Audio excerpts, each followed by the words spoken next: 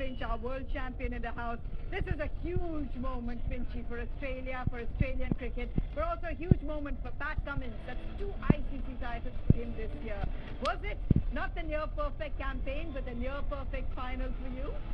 Yeah, it's about peaking at the right time, and Australia certainly did that. And between Pat Cummins and Andrew McDonald, they need to take a lot of credit for that. The way that that group has stayed together for quite a while now, to have a long campaign of the World Test Championship, the Ashes, a lot of the players are still the same.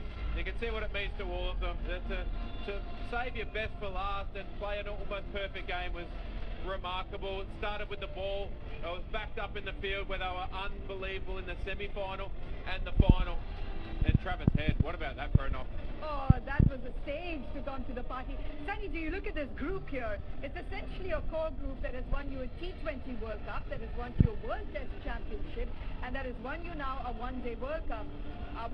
Should we be talking about Australian domination again? We should be, because of the way they've been playing. Look at the way they don't forget they retained the Ashes as well before they came for the World Cup.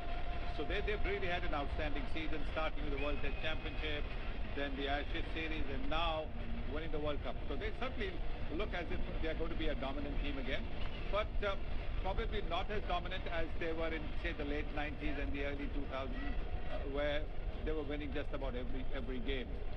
Pretty much like the West Indies of the 1970s and 1980s, winning just about everything. Now I think there are a couple of teams which are giving them a fight. England, for example, in the Ashes, gave them a real close run. Then India is another team which is always will give them a close run, and South Africa is coming good as well. Australia world champions for the 6th time. That's a record that is incredible. You look at some of the moments that you've seen from them in this World Cup.